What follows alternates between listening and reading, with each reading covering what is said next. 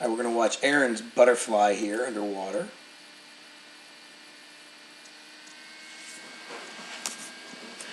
As we get into her very first stroke, the very first thing I see, I like how she's keeping her hands up near the top of the water, right? That looks really good. But you're kind of pressing your hands out way too wide right in the very beginning. We want to make sure those hands go down. Keep your elbows high and your hands start to pull down, almost similar to your freestyle where it's right at shoulder width apart. You don't want to go pressing out more like a breaststroke. So like right here you can see your hands enter, and this is more of a breaststroke pull way out to the side. Okay, and then you start to scoop in, and you scoop in and you're still outside of your hips. You can see all of this space in between your hands. And when we look at it head on, we're going to see that a little bit better. But you want to make sure those hands are almost coming directly together, almost touching your thumbs and your pointer finger together from your chest all the way down to your hips. Okay, so it's important to try and get those hands a little bit closer together, not quite so wide. And as you can see, because of how wide they are, you're finishing way out to the side. So your hands are exiting the water here. Look at all that distance between your hands and your hips. You actually want your hands entering or exiting the water right here at your hips, right at the suit line. Okay, so your hands are way too wide on that finish phase of your butterfly. Good job of getting your head down. Good job of getting your hands in. That was really good. You got your head down just a little bit quicker. And again, you keep your hands up nice and high, and I really like that. Right here, you can see that your eyes are looking down the entire time. Erin, that's perfect. You like to see that. You got one kick, two kicks, one. Okay, you're still doing the two kicks up the top.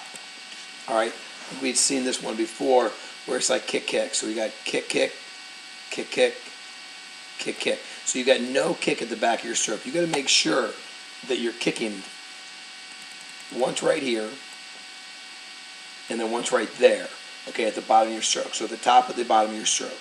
All right? So if we get that kick a little bit better, we're going to be a lot stronger. Again, though, you can see that you're getting your head down quickly right before your hands are entering. That's excellent. Like that a lot, Erin. As we go into your turn, you're a little bit too far away from that wall. You did an extra kick. Just try and get in. Make sure you know where that wall is a little bit better and time that transition into your next one stroke to your next direction as best you can.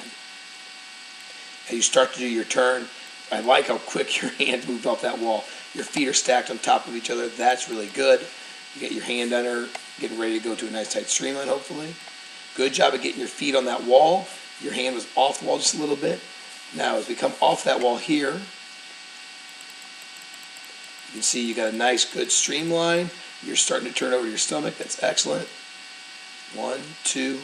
All right, let's go back and let's look at this really, really carefully, okay? Look at your feet right here.